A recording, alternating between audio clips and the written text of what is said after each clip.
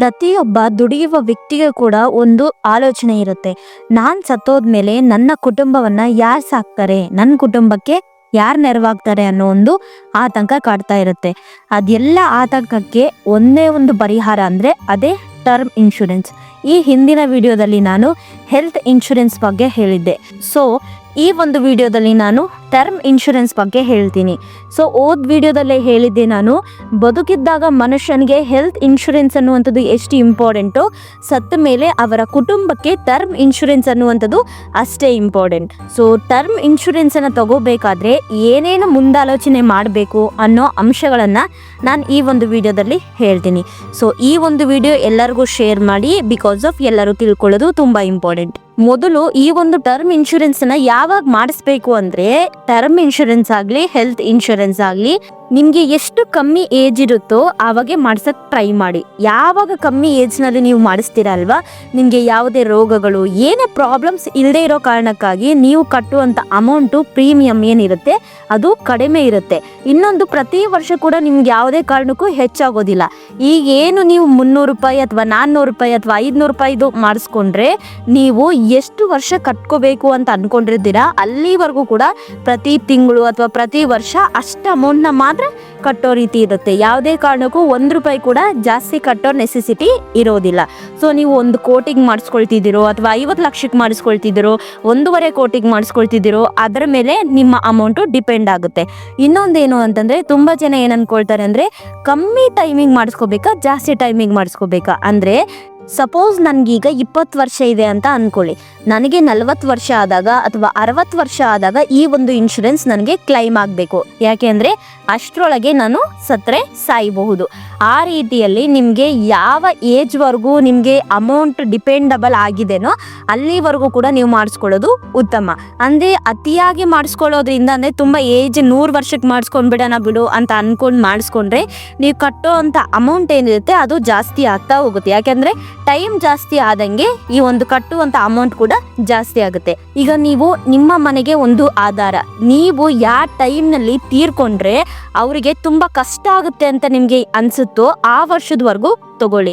ಅದಾದ್ಮೇಲೆ ಚೆನ್ನಾಗಿರ್ತಾರಪ್ಪ ಅಂತ ಯಾವಾಗ ಅನಿಸುತ್ತೋ ಅಲ್ಲಿವರೆಗೇನು ತಗೊಳ್ಳೋದು ಅವಶ್ಯಕತೆ ಇಲ್ಲ. ಈಗ ನನಗೆ 20 ವರ್ಷ ಇದೆ ಅಂದರೆ ಅಕಸ್ಮಾತ್ ಆಗಿ ಮೇ ಬಿ ನನಗೆ ಒಂದು 40 ವರ್ಷ ಅಥವಾ 60 ವರ್ಷದವರೆಗೆ ನನಗೆ ಇನ್ಶೂರೆನ್ಸ್ ಬೇಕಪ್ಪ, ಅಲ್ಲಿವರೆಗೂ ಅಕಸ್ಮಾತ್ ನಾನೇನಾದರೂ ಸತ್ತೋದ್ರೆ ನನ್ನ ನಂಬ್ಕೊಂಡಿರುವಂಥ ನನ್ನ ಫ್ಯಾಮಿಲಿಗೆ ನನ್ನ ಕಡೆಯಿಂದ ಒಂದು ಸ್ವಲ್ಪ ಆದರೂ ಹೆಲ್ಪ್ ಆಗುತ್ತೆ ಅಂತ ನನ್ನ ಮನೋಭಾವ ಇರುತ್ತೆ. ಸೊ ಅಲ್ಲಿವರೆಗೂ ನಾನು ಮಾಡಿಸ್ಕೊಳ್ತೀನಿ.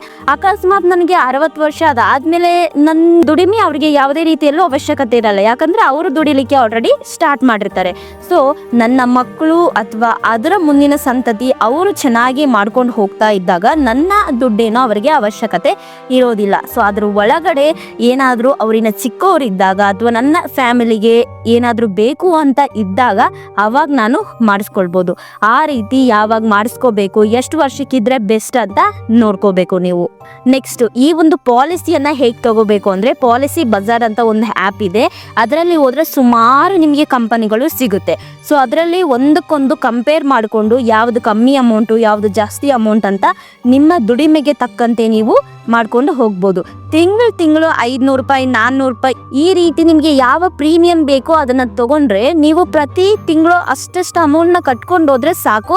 ಆರಾಮಾಗಿ ನಿಮಗೆ ನೀವು ಸತ್ತ ಮೇಲೆ ಆ ಒಂದು ಅಮೌಂಟು ಕ್ಲೈಮ್ ಆಗಿ ನಿಮ್ಮ ಕುಟುಂಬಕ್ಕೆ ಒಂದು ನೆರವಾಗುತ್ತೆ.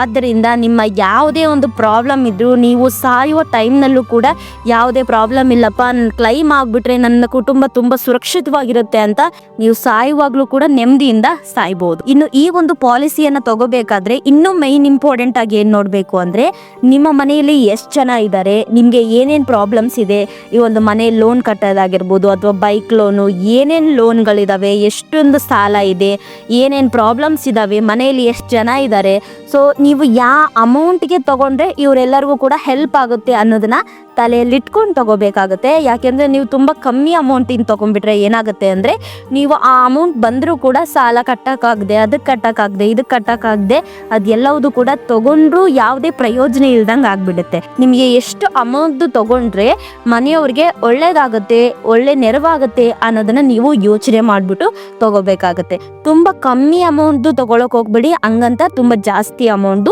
ತಗೊಳಕ್ ಹೋಗ್ಬಿಡಿ. ಮೀಡಿಯಂ ನಿಮ್ಗೆ ಎಷ್ಟು ಕರೆಕ್ಟ್ ಆಗುತ್ತೋ, ನಿಮ್ಮ ಸಂಬಳಕ್ಕೆ ಕರೆಕ್ಟ್ ಇರಬೇಕು, ನಿಮ್ಗೆ ಯಾವುದೇ ರೀತಿಯಲ್ಲಿ ತೊಂದರೆ ಇರೋ ತರ ಇರಬಾರ್ದು. ಪ್ರತಿ ತಿಂಗಳು ಕೂಡ ಆ ಒಂದು ಅಮೌಂಟ್ ನ ನಿಮ್ಗೆ ಕಟ್ಟುವಂತ ಒಂದು ಸಾಮರ್ಥ್ಯ ಇರಬೇಕು. ಆ ರೀತಿ ನೋಡ್ಕೊಂಡು ಕರೆಕ್ಟ್ ಆಗಿರೋದನ್ನ ತಗೊಳ್ಳಿ. ಇನ್ನು ನೆಕ್ಸ್ಟ್, ಅಕಸ್ಮಾತ್ ಆಗಿ ನಾನೀಗ ನನ್ನ 60 ವರ್ಷದವರೆಗೂ ಕೂಡ ನಾನು ಟರ್ಮ್ ಇನ್ಶೂರೆನ್ಸ್ ಅನ್ನ ಮಾಡಿಸಿದ್ದೀನಿ. ಅಕಸ್ಮಾತ್ ಅದ್ರೊಳಗೆ ನಾನು ಸತ್ತೋಗ್ಬಿಟ್ಟೆ ಅಂತ ಅನ್ಕೊಳ್ಳಿ.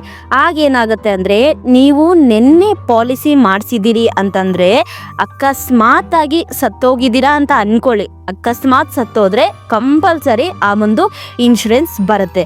ಆದರೆ ಯಾವುದೇ ಒಂದು ಬೇರೆ ಈ ಒಂದು ಸೂಸೈಡು ಆ ಥರ ಮಾಡ್ಕೊಂಡ್ರೆ ಬರಲ್ಲ. ಯಾಕೆಂದರೆ ಕೆಲವೊಂದು ಕಂಪನಿಗಳಲ್ಲಿ ಕೆಲವೊಂದು ರೂಲ್ಸ್ ಇರುತ್ತೆ. ಎಲ್ಲ ಕಂಪನಿದು ಒಂದೇ ಥರ ರೂಲ್ಸ್ ಇರುತ್ತೆ ಅಂತ ಹೇಳೋಕ್ಕಾಗಲ್ಲ.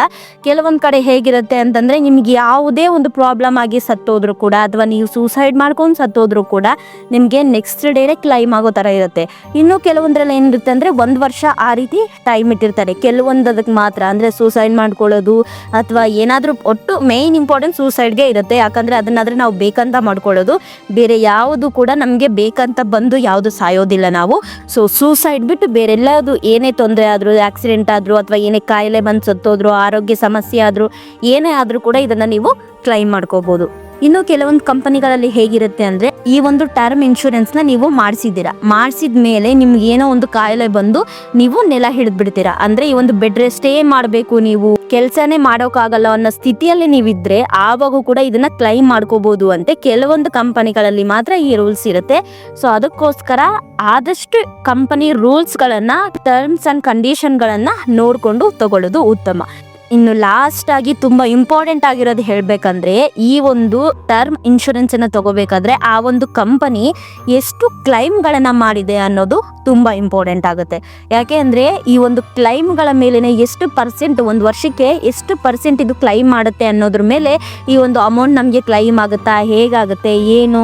ಕೆಲವೊಂದು ಹೆಂಗೆ ಮಾಡ್ತಾರೆ ಅಂದರೆ, ಕೆಲವೊಂದು ಕಂಪನಿಗಳಲ್ಲಿ ತುಂಬ ರೀಸನ್ಸ್ ಹೇಳ್ತಾರೆ, ಅದಿಲ್ಲ ಇದಿಲ್ಲ, ಅದನ್ನು ನೀವು ಸರಿಯಾಗಿ ಮಾಡಿಲ್ಲ, ಇದನ್ನು ಸರಿಯಾಗಿ ಮಾಡಿಲ್ಲ ಅಂತ. ನಾನು ವಿಡಿಯೋನಲ್ಲಿ ಹೇಳಿದ್ದೆ, ತುಂಬ ಈ ಒಂದು ಇನ್ಶೂರೆನ್ಸ್ನವರು ಇದನ್ನು ಕ್ಯಾನ್ಸಲ್ ಮಾಡೋಕ್ಕೆ ತುಂಬ ವೆಯ್ಟ್ ಮಾಡ್ತಿರ್ತಾರೆ. ಅದಕ್ಕೋಸ್ಕರ ಅವರಿಗೆ ಯಾವುದೇ ರೀತಿಯಲ್ಲೂ ಒಂದು ಕಡೆಯಿಂದ ಜಾಗ ಸಿಗಬಾರ್ದು ಕ್ಯಾನ್ಸಲ್ ಮಾಡೋಕ್ಕೆ. ಆ ರೀತಿಯಲ್ಲಿ ಫುಲ್ಲಾಗಿ ನೀವು ನೋಡಿಕೊಂಡು ತಗೊಂಡ್ಬಿಡ್ಬೇಕು. ಆದಷ್ಟು ಆ ಒಂದು ಕಂಪನಿ ಪ್ರತಿ ವರ್ಷ ಕೂಡ 98-99% ಈ ಒಂದು ಕ್ಲೈಮನ್ನು ಮಾಡ್ತಾ ಇರಬೇಕು. ಬರೀ ಒಂದೇ ವರ್ಷದ ನೋಡಬೇಡಿ, ಆ ಒಂದು ಕ್ಲೈಮನ್ನು ಅವರು ಚೆನ್ನಾಗಿದೆ ಅಂತ ಒಂದೇ ವರ್ಷದ ಚೆನ್ನಾಗಿ ತೋರಿಸ್ಬಿಡ್ತಾರೆ ಮುಂದೆ. ಈಗೇನು ನೋಡ್ತಾ ಇದ್ದೀರಲ್ವ, ಈ ರೀತಿ 3-4 ವರ್ಷದ ಹಿಂದೆ ಹೇಗೆ ಮಾಡಿದ್ದಾರೆ, ಹೇಗಿಲ್ಲ ಎಲ್ಲವನ್ನು ಕೂಡ ನೋಡಿ ನೀವು ಪ್ರತಿ ವರ್ಷದ್ದು ಕಂಪೇರ್ ಮಾಡಿ ನೋಡಿದಾಗ ಅವ್ರು ಕರೆಕ್ಟಾಗಿ ಮಾಡ್ತಿದ್ದಾರೆ ಅಥವಾ ಯಾವಾಗ ಕರೆಕ್ಟಾಗಿ ಮಾಡಿದ್ದಾರೆ ಅನ್ನೋದು ನಿಮಗೆ ಅರ್ಥ ಆಗುತ್ತೆ. ಸೊ ಮೇಯ್ನ್ ಇಂಪಾರ್ಟೆಂಟು ಕೋವಿಡ್ನಲ್ಲಿ ನೋಡಬೇಕು ನಾವು, ಯಾಕಂದರೆ ಆವಾಗ ತುಂಬ ಜನ ಸತ್ತೋದ್ರು. ಸೊ ಆವಾಗ ಯಾವ ರೀತಿ ಕ್ಲೈಮ್ ಮಾಡಿದ್ದಾರೆ ಅಂತ ನಾವು ನೋಡಿದರೆ ಅವಾಗ ನಮಗೆ ಡೀಟೇಲ್ ಆಗಿ ಅರ್ಥ ಆಗುತ್ತೆ, ಇವರು ಎಂಥ ಒಂದು ಕಂಪನಿ ಇಟ್ಕೊಂಡಿದ್ದಾರೆ ಅನ್ನೋದು ನಮಗೆ ಅರ್ಥ ಆಗುತ್ತೆ. ಸೊ ಇದು ಈ ಒಂದು ಟರ್ಮ್ ಇನ್ಶೂರೆನ್ಸ್ ಬಗ್ಗೆ ವಿಡಿಯೋ. ಸೊ ಈ ಒಂದು ಇನ್ಫಾರ್ಮೇಷನ್ ನಿಮಗೆ ತುಂಬ ಹೆಲ್ಪ್ ಆಗಿದೆ ಅಂತ ತಿಳ್ಕೊಂಡಿದ್ದೀನಿ. ಸೊ ಇದೇ ರೀತಿಯ ಇನ್ನೊಂದು ವಿಡಿಯೋ ಜೊತೆ ಬರ್ತೀನಿ. ಅಲ್ಲಿವರೆಗೂ ನಮಸ್ಕಾರ.